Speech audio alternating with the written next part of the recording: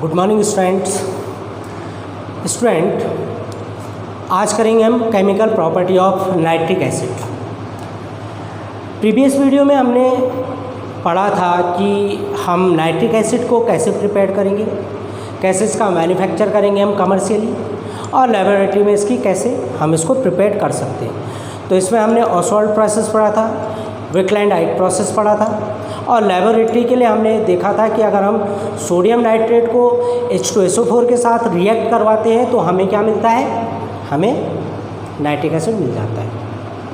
ठीक है, उसके बाद हमने इसकी फिजिकल प्रॉपर्टी देखी थी कि अगर हम इसको सनलाइट में एक्सपोज कर दें तो सनलाइट में एक्सपोज करने पे क्या हो जाता है, येलोइश कलर एक्वायर कर लेता है क्योंकि डिकम्पोज हो जाता है, वहाँ पे NO2 बन जाती है। तो NO2 के कारण ये येलोइश कलर एक्वायर कर लेता है। उसके बॉइलिंग और मेल्टिंग पॉइंट हमने देखे थे और उसका नेचर देखा था कि वो करोसिव नेचर का होता है। ये हमने प्रीवियस वीडियो में पढ़ लिया था। अब हम इसकी क्या करेंगे, केमिकल प्रॉपर्टी। बच्चों एक चीज़ ध्यान रखना, ये बहुत इम्पॉर्टेंट भी है क्योंकि नाइट्रिक जो एसिड है, नाइट्रिक एसिड ऑक्सीडाइजिंग या ऑक्सीडेशन प्रॉपर्टी भी शो करता है। ये जनरली कंपाउंड का ऑक्सीडेशन कर देता है। ठीक है, तो ये बड़ा इंपॉर्टेंट कैरेक्टर है इसका कि ये कैसे ऑक्सीडेशन कर लेता है। तो इसको अब हम आगे इसमें करेंगे कि ये किस तरीके से रिएक्ट होता है। तो केमिकल प्रॉपर्टी में सबसे पहले हम इसका डिकम्पोजिशन ही करेंगे। तो फर्स्ट आता है इसका डिकम्पोजिशन। डिकम्पोजिशन अगर हम HNO3 को हीट कर दें या स्ट्रांगली हीट हम इसे करें, स्ट्रांगली हीट करने पे ये किस में ब्रेक हो जाता है, NO2 plus H2O plus O2 किस में डिकम्पोज हो जाता है, HNO3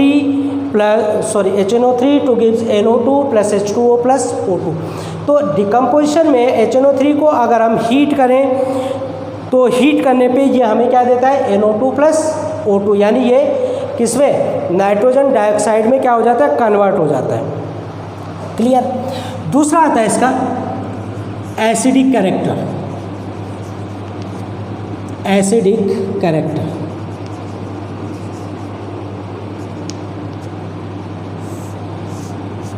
अब देखो, जनरली HNO3 अगर हम HNO3 को डिकम्पोज करें, HNO3 अगर हम इसका हाइड्रोलाइसिस कर दें वाटर के साथ तो ये क्या देगा हमें, H3O plus plus NO3 minus. अभी देखो क्या मिल रहा है हमें यहाँ पे, NO3 माइनस, यानी क्या है ये, नाइट्रेट आयन। क्या मिलता है हमें यहाँ पे, नाइट्रेट आयन। इसका मतलब ये है कि HNO3 जो है वो क्या है, मोनोबेसिक एसिड है। क्या दे रहा है, H3O प्लस आयन दे रहा। क्या दे रहा है, H3O प्लस आयन। तो जो H3O प्लस आयन रिलीज करता है वाटर में वो क्या होता है, एसिड होता है, और जो OH माइनस आयन देता है वो क्या होता है, बेस होता है। तो HNO3 का अगर हम हाइड्रोलाइसिस करते हैं तो हमें क्या मिलता है, H3O plus ion plus NO3 nitrate ion. तो यहाँ पे ये क्या दे रहा है, H प्लस आयन दे रहा है या H3O प्लस आयन दे रहा। तो जो H प्लस या H3O प्लस आयन देता है वो क्या होता है, एसिडिक नेचर का होता है। ठीक है, तो HNO3 भी क्या है, वैसे तो स्ट्रॉन्ग एसिड है HNO3। ठीक है, तो इस HNO3 का जो नेचर होता है वो क्या होता है, it is a monobasic acid. क्या होता है, मोनोबेसिक एसिड। तो मोनोबेसिक यानी जहाँ H प्लस आयन निकलते हैं उसके हम बेस, यानी यहाँ पे क्या है कि जो एसिड होता है, एसिड के हम क्या देखते हैं, बेसिसिटी देखते हैं, यानी वो कितने H प्लस आयन दे रहा, और जो बेस होता है उसके हम एसिडिटी देखते हैं कि वो कितने OH माइनस आयन रिलीज कर रहा। तो यहाँ पे ये H3O प्लस आयन रिलीज कर रहा है। इसका मतलब जो नाइट्रिक एसिड होगा वो क्या होता है, मोनोबेसिक एसिड होता है। क्या होता है, मोनोबेसिक एसिड। समझ रहे हो, ये बड़ा इंपॉर्टेंट पॉइंट है। तो बेसिसिटी किसकी देखते हैं हम, एसिड की, यानी जो H प्लस आयन रिलीज करेगा क्या नेचर होगा उसका, एसिडिक नेचर होगा। ठीक है। और जो OH माइनस आयन देगा वो क्या होगा, बेस होगा, उसका नेचर बेसिक होगा। तो H प्लस आयन जहाँ रिलीज होते हैं, यानी जहाँ प्रोटॉन रिलीज होते हैं, H प्लस आयन रिलीज होता है, वो जो कैरेक्टर होता है वो क्या होता है, एसिडिक कैरेक्टर शो करता है। और हम इसकी क्या देखते हैं, बेसिसिटी। उल्टा होता है यहाँ पे कि एसिड की बेसिसिटी देखी जाती है और बेस की एसिडिटी देखी जाती है। यानी कि बेस अगर हम अकॉर्डिंग टू लुईस एसिड देखें तो लुईस एसिड बेस क्या होते हैं, जो इलेक्ट्रॉन डोनेट करते हैं, और एसिड क्या होते हैं, जो इलेक्ट्रॉन एक्सेप्ट करते हैं अकॉर्डिंग टू लुईस एसिड। तो ये क्या है, ये क्या है, एक मोनोबेसिक एसिड है क्योंकि यहाँ पे H3O प्लस आयन रिलीज हो रहा, और एक नाइट्रेट आयन यहाँ पे NO3 नाइट्रेट आयन भी रिलीज। तो ये जो नाइट्रेट आयन है, ये नाइट्रेट आयन क्या है, अलग अलग कंपाउंड के साथ रिएक्ट होके और हमें करस्पॉन्डिंग नाइट्रेट देता है। तो कैसे देता है, तो ये हम देखेंगे। तो ये किसके साथ रिएक्ट हो जाता है, ये हाइड्रोक्साइड, ऑक्साइड, कार्बोनेट, बाइकार्बोनेट के साथ रिएक्ट इजीली हो जाता है। तो due to monobasic acid it react with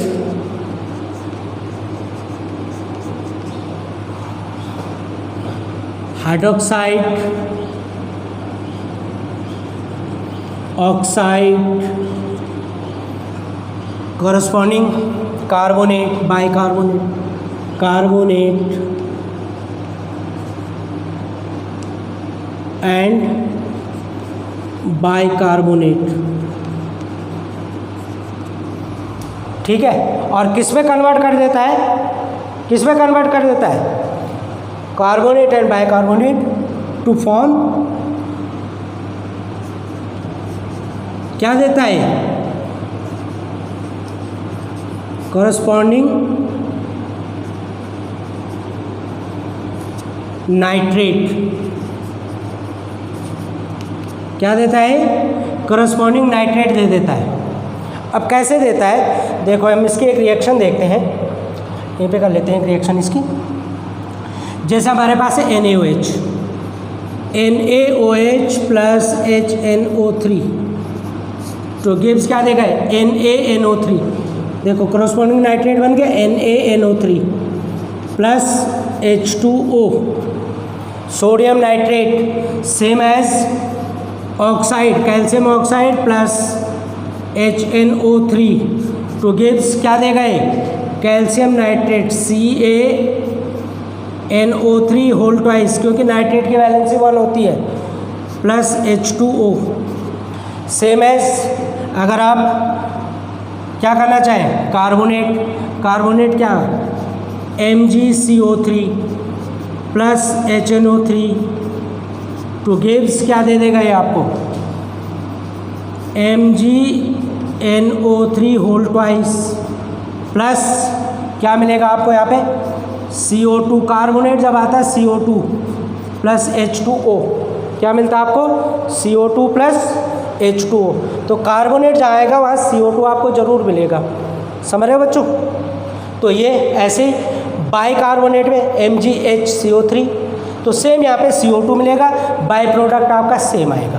तो ये इसका क्या है, ये इसका एसिडिक कैरेक्टर है कि ये किस तरीके से एसिड के साथ रिएक्ट होता है।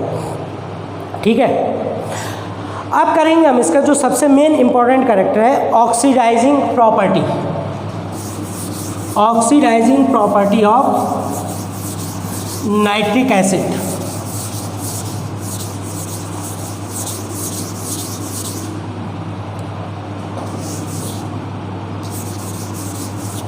Oxidizing property,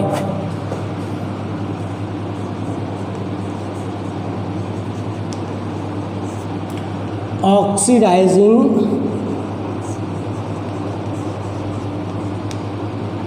properties of HNO3। तो ऑक्सीडाइजिंग प्रॉपर्टी ये कैसे शो करता है, देखो जो नाइट्रिक एसिड होता है जनरली क्या है, बहुत स्ट्रॉन्ग एसिड है। नाइट्रिक एसिड एक बहुत स्ट्रॉन्ग एसिड है, और जब ये डिकम्पोज होता है, देखो HNO3, ये हम क्या करें, कॉन्क कंसनट्रेट HNO3 हमारे पास, कॉन्क HNO3। जब कॉन्क HNO3 क्या होता है, डिकम्पोज होता है, तो यहाँ पे हमें क्या मिलता है, NO2 प्लस H2O प्लस, यहाँ पे क्या रिलीज होती है, नेसेंट ऑक्सीजन। देखो ब्रैकेट के अंदर लिया मैंने, क्या कहा जाता है इसे, नेसेंट ऑक्सीजन। तो कॉन्क HNO3 अगर किसी मेटल के साथ, किसी नॉन मेटल के साथ या किसी कंपाउंड के साथ रिएक्ट होती है, तो वहाँ पे हमेशा जो बाई प्रोडक्ट आता है वो NO2 आता है, नाइट्रोजन डाइऑक्साइड, ठीक है। और अगर डाइल्यूट HNO3 रिएक्ट हो रही है,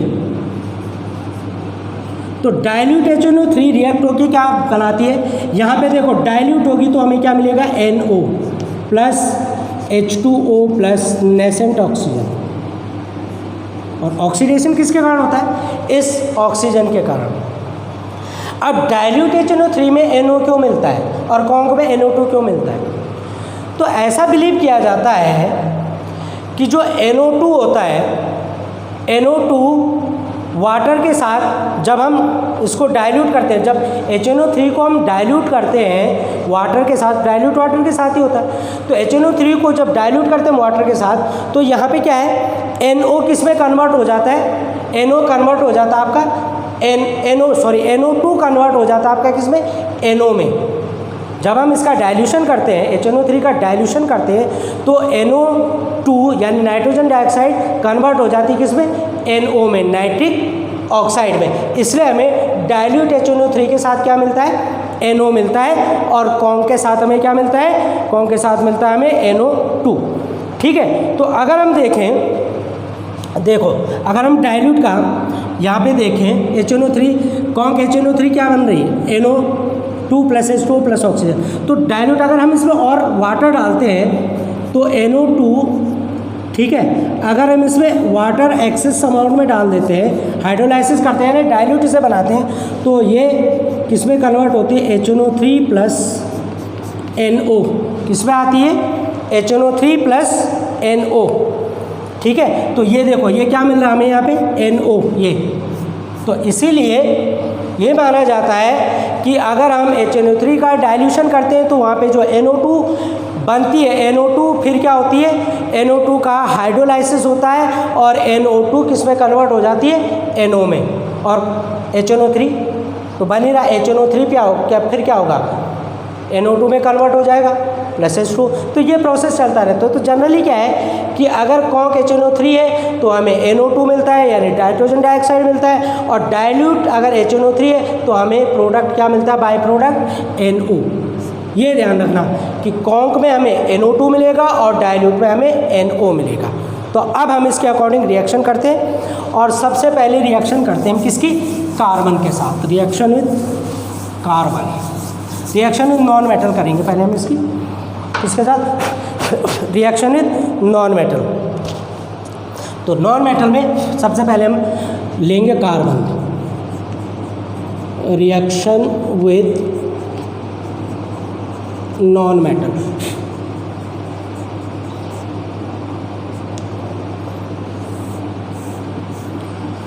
फर्स्ट रिएक्शन है इसकी रिएक्शन विद कार्बन। तो अगर HNO3 कार्बन के साथ रिएक्ट होती है तो हमें यहाँ पे क्या मिलता है, कार्बोनिक एसिड। क्या मिलता है हमें यहाँ पे, कार्बोनिक एसिड। जनरली एक चीज़ और ध्यान रखना कि जो नॉन मेटल है, non metal generally dilute HNO3 के साथ रिएक्ट नहीं होती। Non metal generally dilute HNO3 के साथ रिएक्ट नहीं होती हैं। किसके साथ रिएक्ट होती हैं, कॉन्क HNO3 के साथ। तो आपको डाइल्यूट की रिएक्शन नहीं मिलेंगी जनरली। क्या है, आपको डाइल्यूट HNO3 की रिएक्शन यहाँ पे नहीं मिलेंगी। तो जो नॉन मेटल्स होती हैं, नॉन मेटल किसके साथ ऑक्सीडाइज होती है, कॉन्क के साथ। ठीक है, तो यहाँ पे हम क्या लिख सकते हैं, थोड़ा सा इस लाइन को लिख लेना कि non metal generally react with REACT react with, किसके साथ रिएक्ट होती है, कॉन्क HNO3, किसके साथ रिएक्ट होती है, कॉन्क HNO3। तो कार्बन नॉन मेटल है, किसके साथ रिएक्ट होगी, कॉन्क HNO3 के साथ रिएक्ट होगी। तो कॉन्क HNO3, ये आ गया आपका कॉन्क HNO3, ठीक है। और कॉन्क HNO3 के साथ ये रिएक्ट होके क्या मिलेगा आपको, ये मिलेगा आपको यहाँ पे कार्बोनिक एसिड H2CO3, क्या मिलता है आपको, H2CO3।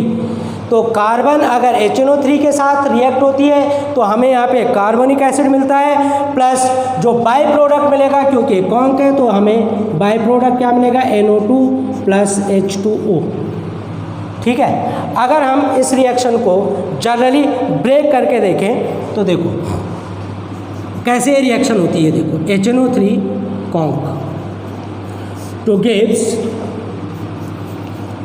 NO2 plus H2O plus nascent oxygen. Balance करेंगे आप इसे 2 से मल्टीप्लाई कर दो इसे, 2 3 जा 6 ऑक्सीजन, 2 और 1 3। अब ये देखो नाइट्रोजन कितने हैं, 2, बैलेंस कर लो इसे ट्वाइस।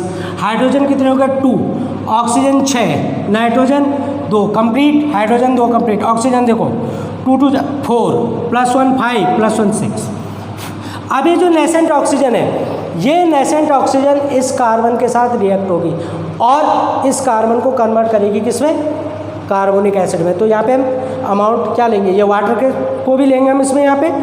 तो यहाँ पे ये जो रिएक्शन होगी वो कैसे होगी, देखो तो ये हमने यहाँ पे रिएक्शन बैलेंस कर दी, C plus nascent oxygen plus H2O, ठीक है।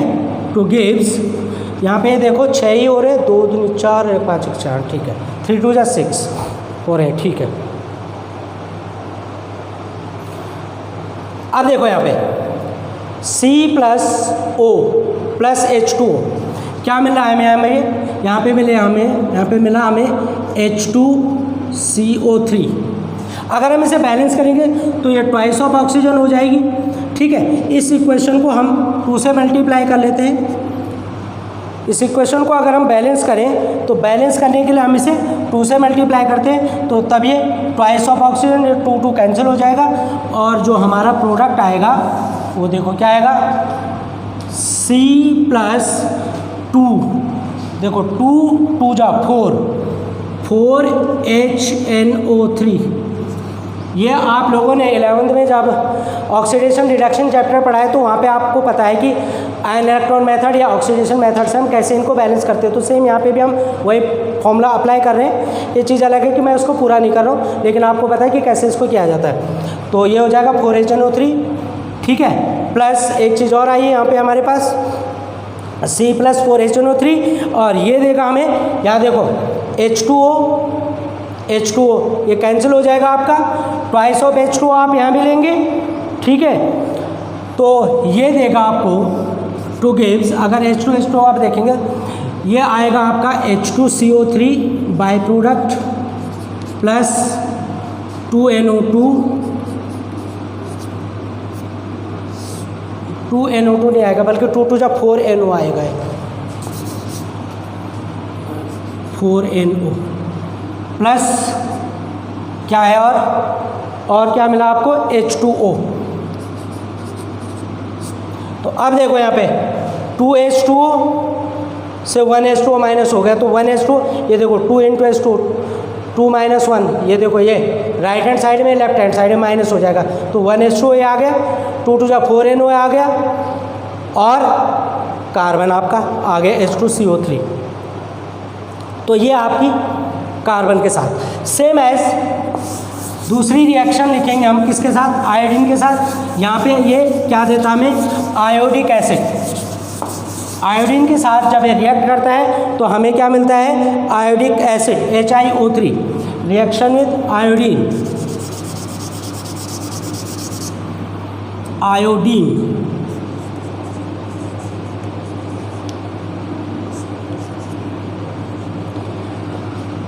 तो ये हो जाएगा आपका। अब मैं डायरेक्ट कर रहा हूँ रिएक्शन को, HNO3 कॉन्क इसके नीचे ज़रूर लिख देना, प्लस I2 आयोडीन के साथ ये रिएक्शन हो रही है, तो हमें यहाँ पे मिलता है HiO3, इसको कहा जाता है आयोडिक एसिड, प्लस कॉन्क है तो हमें क्या मिलेगा, NO2 plus H2O, NO2 plus H2O। तो ये हमें किसके साथ मिल गया, कॉन्क HNO3 अगर आयोडीन के साथ रिएक्ट होता है। एक रिएक्शन हम और करेंगे इसकी फॉस्फोरस के साथ, तो फॉस्फोरस के साथ ये क्या देता है, फॉस्फोरिक एसिड। तीसरी रिएक्शन देख लेते हैं हम इसकी, रिएक्शन विथ फॉस्फोरस।